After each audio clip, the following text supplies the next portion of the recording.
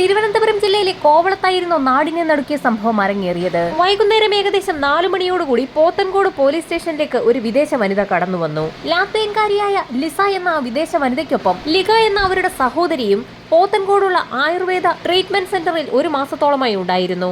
അതിരാവിലെ ട്രീറ്റ്മെന്റ് സെന്ററിലെ യോഗ ക്ലാസ്സിൽ അവരിരുവരും പങ്കെടുക്കേണ്ടതാണ്. സഹോദരി ലിഗയ്ക്ക് പതിവില്ലാതെ അസഹ്യമായ തലവേദന അനുഭവപ്പെടുന്നു എന്ന് പറഞ്ഞതുകൊണ്ട് അന്നത്തെ യോഗ ക്ലാസ്സിന് ലിസ മാത്രമായിരുന്നു പോയത്. ക്ലാസ് കഴിഞ്ഞ് തിരികെ എത്തിയ ഇസ സഹോദരി ലിഗയെ അവിടെയെങ്ങും കണ്ടില്ല. ആ പ്രദേശമൊക്കെ അരിച്ചു പറക്കി നോക്കിയെങ്കിലും സഹോദരിയെ കാണാത്ത സാഹചര്യത്തിൽ ഇസ ആകെ ഭയന്നു. യോഗ ക്ലാസ് നടക്കുന്ന സമയത്ത് ലിഗ പുറത്തേക്ക് പോകുന്നത് കണ്ടു എന്ന് അവിടെയുള്ള ഒരാൾ ലിസയോട് പറഞ്ഞു.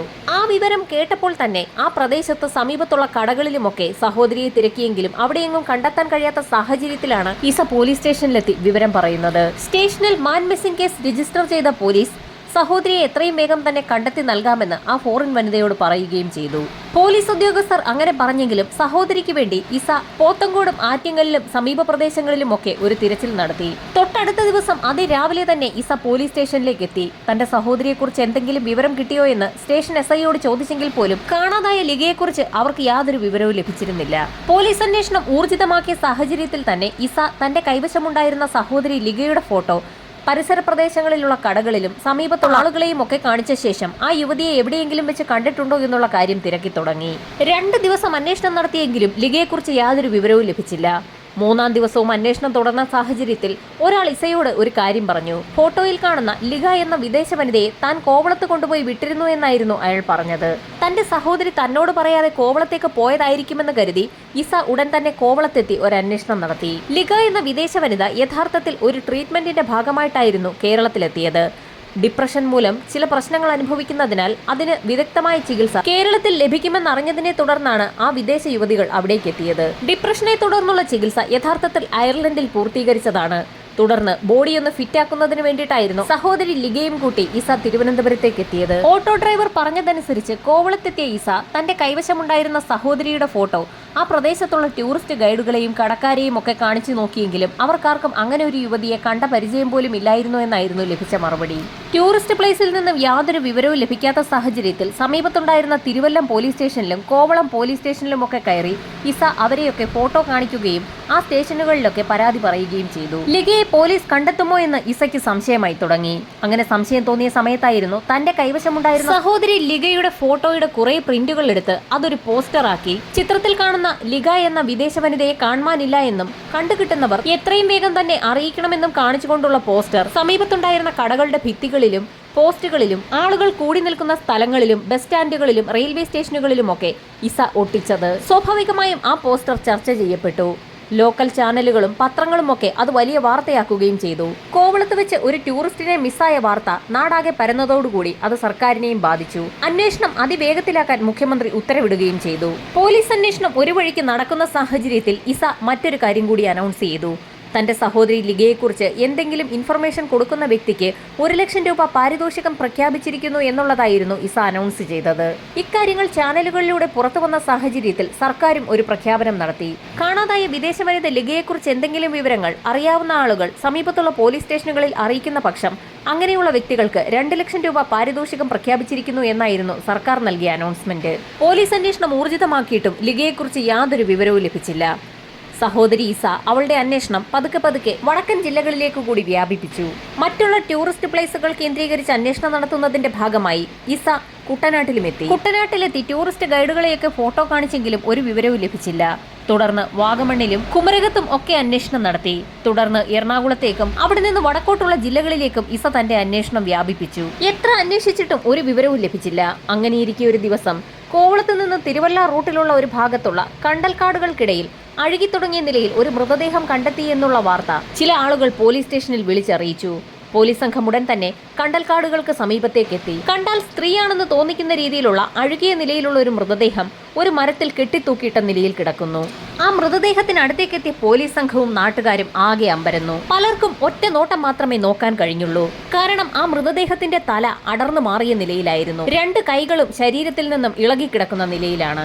ആരും സാധാരണഗതിയിൽ കടന്നു ചെല്ലാൻ സാധ്യതയില്ലാത്ത ഒരു പ്രദേശത്താണ് ആ സ്ത്രീയുടെ മൃതദേഹം കെട്ടിത്തൂക്കിയിരിക്കുന്നത്. സ്ത്രീയുടെ മൃതദേഹം കണ്ടെത്തിയ കണ്ടൽക്കാടുകൾക്ക് സമീപത്തു നിന്നും മാറി കുറെ ആളുകൾ മീൻ പിടിക്കാൻ പോയ സമയത്ത് രൂക്ഷഗന്ധം അനുഭവപ്പെട്ടതിനെ തുടർന്ന് അവിടേക്ക് എത്തിയപ്പോഴായിരുന്നു ഇത്തരത്തിലൊരു കാഴ്ച കണ്ടതും വിവരം പോലീസിൽ അറിയിച്ചതും. ആ മൃതദേഹത്തിന്റെ കുറേയധികം ഫോട്ടോകൾ എടുത്ത ശേഷം തിരുവനന്തപുരത്തുള്ള ഒട്ടുമിക്ക സ്റ്റേഷനുകളിലേക്കും പോലീസ് സംഘം അത് അയച്ചു കൊടുത്തു. ഏതാനും നിമിഷങ്ങൾക്കകം തന്നെ പോത്തൻകോട് സ്റ്റേഷനിൽ നിന്നും ഒരു ഫോൺ കോൾ വന്നു.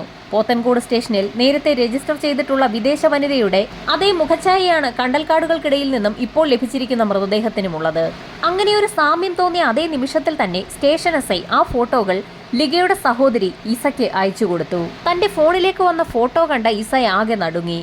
തല കഴുത്തിൽ നിന്ന് വേർപെട്ട നിലയിലാണെങ്കിൽ പോലും അത് തന്റെ സഹോദരി ലിഗ തന്നെയാണെന്ന് അവൾ ഉറപ്പിച്ചു. പോത്തൻകോട് സ്റ്റേഷനിൽ നിന്നുള്ള ഫോട്ടോ ലഭിക്കുന്ന സമയത്ത് തന്റെ സഹോദരിയെ കണ്ടെത്തുന്നതിനായി ഇസ കേരളത്തിൽ അങ്ങോളം ഇങ്ങോളമുള്ള ടൂറിസ്റ്റ് കേന്ദ്രങ്ങൾ കയറിയിറങ്ങി അന്വേഷണം നടത്തിക്കൊണ്ടിരിക്കുകയായിരുന്നു. ആ സമയത്ത് അവൾ കണ്ണൂരായിരുന്നു ഉണ്ടായിരുന്നത്. സ്റ്റേഷനിൽ നിന്ന് വിവരം ലഭിച്ച ഉടൻ തന്നെ കണ്ണൂരിൽ നിന്നും ഇസ തിരുവനന്തപുരത്തേക്ക് ട്രെയിൻ കയറി. സെൻട്രൽ സ്റ്റേഷനിൽ ഇസയെയും കാത്ത് പോലീസ് സംഘം ഉണ്ടായിരുന്നു. ഉടൻ തന്നെ ഇസയെയും കൂട്ടി കണ്ടൽക്കാടുകൾക്ക് സമീപം ഡെഡ് ബോഡി കണ്ട ഭാഗത്തേക്കാണ് പോലീസ് സംഘം പോയത്. പോലീസിന്റെ നിർദ്ദേശപ്രകാരം ഫോറൻസിക് സംഘവും ഡോഗ് സ്ക്വാഡും സംഭവസ്ഥലത്തേക്ക് എത്തി. 12 ഏക്കറിൽ പടർന്നു കിടക്കുന്ന കണ്ടൽക്കാടിന് നടുക്കാണ് ഇക്കാര്യം സംഭവിച്ചിരിക്കുന്നത്. വിവരമറിഞ്ഞ് ആ പ്രദേശത്തുള്ള ആളുകളൊക്കെ അങ്ങോട്ടേക്ക് എത്തി തുടങ്ങി. ഇൻക്വസ്റ്റ് നടപടികൾ പൂർത്തിയാക്കുന്നതിനിടയിൽ തന്നെ ഒരു കാര്യം വ്യക്തമായി. കഴുത്ത് ഞെരിച്ചാണ് ലിഗയെ കൊലപ്പെടുത്തിയിരിക്കുന്നത്. പോസ്റ്റ്മോർട്ടം കൂടി കംപ്ലീറ്റ് ചെയ്തതോടുകൂടി തീർത്തും ഞെട്ടിക്കുന്ന ഒരു റിപ്പോർട്ടാണ് പുറത്തു വന്നത്. അതിക്രൂരമായ പീഡനത്തിനിരയായാണ് ലിഗ മരിച്ചിരിക്കുന്നത്. ശക്തിയേറിയ എന്തോ ഉപയോഗിച്ച് ലിഗയുടെ തലയിൽ ആഞ്ഞ് അടിച്ചതിന്റെ പാടുകൾ ഉണ്ടായിരുന്നു. കോവളം തിരുവല്ലം ഭാഗത്തുള്ള കണ്ടൽക്കാട്ടിലേക്ക് ആരും തന്നെ അങ്ങനെ പോകാറില്ല. ഇത്തരത്തിലൊരു കൊലപാതകം നടത്തി മൃതദേഹം അവിടെ കൊണ്ടുപോയി കെട്ടിത്തൂക്കണമെങ്കിൽ ആ കണ്ടൽക്കാടുകളുമായി അത്ര ബന്ധമുള്ള ആരെങ്കിലും ആവും ഈ കൊലപാതകത്തിന് പിന്നിലെന്ന് പോലീസ് നിഗമനത്തിലെത്തി. പോസ്റ്റ്മോർട്ടം നടപടികൾ പൂർത്തിയാക്കി മൃതദേഹം സഹോദരി ഇസയ്ക്ക് കൈമാറുമ്പോൾ പോലീസ് ഒരു നിർദ്ദേശം കൂടി നൽകിയിരുന്നു. ഏകദേശം 1 മാസത്തെ പഴക്കമാണ് മൃതദേഹത്തിനുള്ളത്. അതുകൊണ്ട് തന്നെ ആ മൃതദേഹം അധികം സൂക്ഷിക്കുന്നത് നല്ലതല്ലാത്ത കാരണത്താൽ ഉടൻ തന്നെ സംസ്കരിക്കണമെന്നുള്ള നിർദ്ദേശമായിരുന്നു പോലീസ് നൽകിയത്.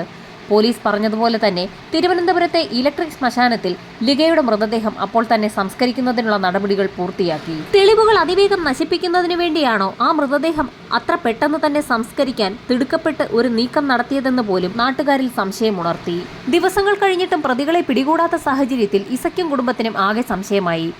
കോവളം സ്റ്റേഷന് പുറമെ പോത്തൻകോട് സ്റ്റേഷനിലും തിരുവനന്തപുരം IG ഓഫീസിലുമൊക്കെ ആ കുടുംബം കയറിയിറങ്ങി. അന്വേഷണത്തിൽ തൃപ്തി തോന്നാത്ത ഇസയും കുടുംബവും അവളുടെ സഹോദരിയെക്കുറിച്ച് എന്തെങ്കിലും വിവരങ്ങൾ പങ്കുവെക്കുന്ന ആളുകൾക്ക് 1 ലക്ഷം രൂപ നൽകുമെന്നുള്ള അനൗൺസ്മെന്റ് വീണ്ടും ഒന്നുകൂടി പുതുക്കി. ഈ സമയത്തായിരുന്നു പോലീസിന് ഒരു ഇൻഫർമേഷൻ കിട്ടുന്നത്. ആ കണ്ടൽക്കാടിനുള്ളിലേക്ക് സ്ഥിരമായി കടന്നു കയറുന്ന ഒരു ടീം ഉണ്ടെന്നുള്ള വിവരം ചില ആളുകൾ പോലീസിൽ വിളിച്ചറിയിച്ചു. അങ്ങനെ ഒരു 6 അംഗ സംഘത്തിനെ പോലീസ് പിടികൂടി. അവരിൽ പലർക്കും നല്ല രാഷ്ട്രീയ ബന്ധമുള്ള ആളുകളുമായിരുന്നു. രാഷ്ട്രീയ മേഖലയിൽ നിന്നും ഒരുപാട് പ്രഷർ ആ സമയത്ത് പോലീസിന് അനുഭവപ്പെടുകയും ചെയ്തു. 6 അംഗ സംഘത്തിൽ നിന്നും ഉദയൻ എന്നും ഉമേഷ് എന്നും പേരുള്ള 2 പേരിലേക്കാണ് പിന്നീട് അന്വേഷണം ഒതുങ്ങിയത്. ഉമേഷ് ശരിക്കും ഒരു ടൂറിസ്റ്റ് ഗൈഡ് കൂടിയാണ്. ഇരുവരും കോവളത്തൊക്കെ കറങ്ങി നടക്കുന്നത് പലരും കണ്ടിട്ടുമുണ്ട്. മയക്കുമരുന്നിന് അടിമകളായ ആ ഇരുവരെയും പിടികൂടിയ പോലീസ് സംഘം ഉടൻ തന്നെ ഒരു പത്രസമ്മേളനം വിളിച്ചു ചേർത്തു. ലാത്വിയക്കാരിയായ വിദേശ വനിത എങ്ങനെയാണ് കൊല്ലപ്പെട്ടതെന്നായിരുന്നു പത്രസമ്മേളനത്തിൽ പോലീസ് വ്യക്തമാക്കിയത്. കോവളത്ത് വെച്ചായിരുന്നു ലിഗയെ ഉമേഷും ഉദയനും കണ്ടുമുട്ടുന്നത്. ആ ഇരുവർ സംഘം ലിഗയ്ക്ക് മയക്കുമരുന്നുകൾ കൈമാറി. മയക്കുമരുന്നുകൾ ആരും അറിയാതെ ഉപയോഗിക്കാൻ പറ്റിയ ഒരു സ്ഥലമുണ്ടെന്ന് പറഞ്ഞുകൊണ്ടായിരുന്നു ആ ഇരുവർ സംഘം ലിഗയെ കണ്ടൽക്കാടിനുള്ളിലേക്ക് കൊണ്ടുപോയത്. അവിടെയിരുന്ന് മയക്കുമരുന്നുകൾ ഉപയോഗിക്കുന്നതിനിടയിൽ ആ ഇരുവർ സംഘം ലിഗയെ ആക്രമിക്കുകയും അതിക്രൂര പീഡനത്തിനിരയാക്കുകയും തുടർന്ന് കൊലപ്പെടുത്തുകയുമായിരുന്നു. ഇതായിരുന്നു പോലീസ് നടത്തിയ പത്രസമ്മേളനം. ഈ സമയത്തായിരുന്നു ലിഗയെ വിവാഹം കഴിക്കാൻ തീരുമാനിച്ചിരുന്ന ആൻഡ്രൂസ് ജോർദാൻ എന്ന വ്യക്തി ആ വിഷയത്തിൽ കയറി ഇടപെടുന്നത്. വളരെ വർഷങ്ങളായി ആൻഡ്രൂസിന് ലിഗയെ അറിയാം. അവരുടെ സ്വഭാവത്തിന് നേരെ വിപരീതമായ കാര്യങ്ങളാണ് പോലീസ് പറഞ്ഞിരിക്കുന്നത്.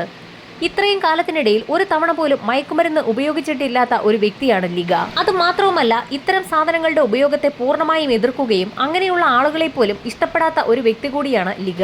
അങ്ങനെയുള്ള ഒരു യുവതി മയക്കുമരുന്ന് ഉപയോഗിക്കുന്നതിനായി കണ്ടൽക്കാടിനുള്ളിലേക്ക് പോയി എന്ന് പോലീസ് പറയുന്നത് തീർത്തും തെറ്റാണെന്ന് അയാൾ ആരോപിച്ചു. ഇക്കാര്യങ്ങളൊക്കെ ആൻഡ്രൂ ജോർദാൻ വാർത്താ മാധ്യമങ്ങൾക്ക് മുൻപാകെ തുറന്നു പറയുകയും പോലീസ് അന്വേഷണത്തിൽ വിശ്വാസമില്ല എന്ന് ചൂണ്ടിക്കാട്ടിക്കൊണ്ട് ഹൈക്കോടതിയെ സമീപിക്കുകയും ചെയ്തു. ഹൈക്കോടതി കേസ് പരിഗണിച്ച സമയത്ത് കേസ് അന്വേഷണം CBIയിലേക്ക് മാറ്റണമെന്നും ആൻഡ്രൂ ആവശ്യപ്പെട്ടു. കേരള സർക്കാരിന്റെ ഭാഗത്തു നിന്നുമുള്ള അഡ്വക്കേറ്റുമാർ ഇതിനെ ശക്തമായി തന്നെ എതിർത്തു. ലിഗയുടെ മൃതദേഹം ലഭിച്ച് 10 ദിവസത്തിനുള്ളിൽ തന്നെ യഥാർത്ഥ പ്രതികളെയാണ് തങ്ങൾ അറസ്റ്റ് ചെയ്തിട്ടുള്ളതെന്നും ഇതിനു മുകളിൽ ഇനി മറ്റൊരു അന്വേഷണത്തിന്റെ ആവശ്യമില്ല എന്നും കോടതിയിൽ വക്കീലന്മാർ ഘോരഘോരം വാദിച്ചു. സ്വാഭാവികമായും ഹൈക്കോടതി ആൻഡ്രൂവിന്റെ വാദത്തെ തള്ളി കേരള സർക്കാരിന്റെ ഭാഗത്തു നിന്നുള്ള വക്കീലന്മാരുടെ വാദത്തെ ന്യായീകരിച്ചു. കേസന്വേഷണം 90 ദിവസത്തിനകം പൂർത്തിയാക്കി കുറ്റപത്രം കോടതിയിൽ സമർപ്പിക്കാഞ്ഞ സാഹചര്യത്തിൽ ഇസയെയും കുടുംബത്തെയും ഞെട്ടിച്ചുകൊണ്ട് ഹൈക്കോടതി ഉദയനും ഉമേഷിനും ജാമ്യം അനുവദിച്ചു. പോലീസ് മനഃപൂർവ്വം 90 ദിവസത്തിനകം കുറ്റപത്രം സമർപ്പിക്കാഞ്ഞതാണെന്ന് വരെ ഇസ വാർത്താ മാധ്യമങ്ങളോട് വ്യക്തമാക്കി. ഈ സമയത്ത് പോലീസിന്റെ ഭാഗത്തു നിന്നും IG ചില കാര്യങ്ങൾ തുറന്നു പറഞ്ഞു. യഥാർത്ഥത്തിൽ ലിഗയുടെ പാർട്ണറാകാനിരുന്ന ആൻഡ്രൂ കേസന്വേഷണത്തിൽ അനാവശ്യമായി ഇടപെട്ടതുകൊണ്ടാണ് അന്വേഷണം 90 ദിവസത്തിനകം പൂർത്തിയാക്കി കുറ്റപത്രം കോടതിയിൽ സമർപ്പിക്കാൻ കഴിയാഞ്ഞതെന്നായിരുന്നു അദ്ദേഹത്തിന്റെ മറുപടി. ഇസയുടെയും കുടുംബത്തിന്റെയും അനുവാദം പോലും ചോദിക്കാതെയായിരുന്നു ആൻഡ്രൂ ഹൈക്കോടതിയിൽ കേസന്വേഷണത്തിൽ വിശ്വാസമില്ല എന്ന് ചൂണ്ടിക്കാട്ടി ഹർജി നൽകിയത്. അങ്ങനെ വിലപ്പെട്ട 30 ദിവസമായിരുന്നു കേസന്വേഷണത്തിന്റെ ഭാഗമായി പോലീസിന് നഷ്ടമായതെന്നും അദ്ദേഹം വ്യക്തമാക്കി. എന്നാൽ IG-യുടെ വാദത്തെ എതിർത്തുകൊണ്ടും ആ കുടുംബം രംഗത്തെത്തിയിരുന്നു. 30 ദിവസം പോലീസിന് നഷ്ടമായെങ്കിൽ പോലും അന്വേഷണത്തെ കോടതി സ്റ്റേ ചെയ്യാത്ത സാഹചര്യത്തിൽ ആ 30 ദിവസവും പോലീസിന് കേസന്വേഷണം വേണമെങ്കിൽ നടത്താമായിരുന്നു എന്നായിരുന്നു ആ കുടുംബത്തിന്റെ വാദം. ഒടുവിൽ കേസ് കോടതിയിലെത്തിയ സമയത്ത് 103 സാക്ഷികളെയാണ് പോലീസ് അവതരിപ്പിച്ചത്. സാക്ഷികളുടെ ലിസ്റ്റ് വിശദമായി പരിശോധിച്ച ഇസയ്ക്ക് ഒരു കാര്യം വ്യക്തമായി. സാക്ഷികളിൽ പലരും പ്രതികളായ ഉമേഷിനും ഉദയനും വേണ്ടപ്പെട്ട ആളുകൾ തന്നെയായിരുന്നു. എന്നാൽ കോടതിയിൽ വാദം തുടങ്ങിയ സമയത്ത് ഇസയെ അമ്പരപ്പിച്ചുകൊണ്ട് ആ സാക്ഷികളൊക്കെ പ്രതികൾക്ക് എതിരായി തന്നെയാണ് മൊഴി നൽകിയത്. അവരിൽ പലരും ഉദയനും ഉമേഷിനുമൊപ്പം ലിഗയെ കോവളത്ത് വെച്ച് കണ്ടിരുന്നു. അവർ സംസാരിക്കുന്നതടക്കം അവർ കണ്ടു എന്ന് കോടതിയിൽ മൊഴി നൽകി. അപൂർവങ്ങളിൽ അപൂർവമായ കേസാണിതെന്ന് സ്പെഷ്യൽ പബ്ലിക് പ്രോസിക്യൂട്ടർ മോഹൻരാജ് കോടതിയിൽ വാദിച്ചു. പ്രതികൾക്ക് പരമാവധി ശിക്ഷ നൽകണമെന്നും ആവശ്യപ്പെട്ടിരുന്നു. ഇരയുടെ ബന്ധുക്കൾക്ക് നഷ്ടപരിഹാരം നൽകണമെന്നും വധശിക്ഷ നൽകേണ്ട കേസാണിതെന്നും പബ്ലിക് പ്രോസിക്യൂട്ടർ വ്യക്തമാക്കി. എന്നാൽ പ്രതികളുടെ പ്രായം പരിഗണിക്കണമെന്ന് പ്രതിഭാഗം വാദിച്ചു. അവസാനമായി എന്തെങ്കിലും പറയാനുണ്ടോ എന്ന് വിചാരണവേളയിൽ ജഡ്ജി സനിൽകുമാർ പ്രതികളോട് ചോദിച്ചു. ഇതിന് മറുപടിയായി ഒന്നാം പ്രതി ഉമേഷ് ജീവിക്കണമെന്നും കുറ്റം ചെയ്തിട്ടില്ല എന്നും അച്ഛനും അമ്മയും സഹോദരങ്ങളുമായി 2 സെന്റ് സ്ഥലത്തുള്ള വീട്ടിൽ താമസിക്കുകയാണ് എന്നും വ്യക്തമാക്കി. താൻ കുറ്റമൊന്നും ചെയ്തിട്ടില്ല എന്നും ശിക്ഷയിൽ ഇളവ് വേണമെന്നും പോലീസ് തങ്ങളെ പ്രതികളാക്കിയതാണെന്നും രണ്ടാം പ്രതി ഉദയകുമാറും കോടതിയിൽ വാദിച്ചു. പ്രതികളുടെ പ്രായം, സാമൂഹ്യ സാഹചര്യം, ചുറ്റുപാട്, വിദ്യാഭ്യാസം എന്നിവ അടിസ്ഥാനമാക്കി കോടതിക്ക് വിധി തീരുമാനിക്കാമെന്ന് ഒടുവിൽ പ്രതിഭാഗം വാദിച്ചു. പ്രതികൾക്കെതിരെ ചാർജ് ചെയ്തിട്ടുള്ള കുറ്റകൃത്യങ്ങൾ സംശയാസ്പദമായി തെളിയിക്കപ്പെട്ട സാഹചര്യത്തിൽ വാദപ്രതിവാദങ്ങൾക്കൊടുവിൽ 2 പ്രതികൾക്കും കോടതി ജീവപര്യന്തം തടവ് ശിക്ഷ വിധിച്ചു.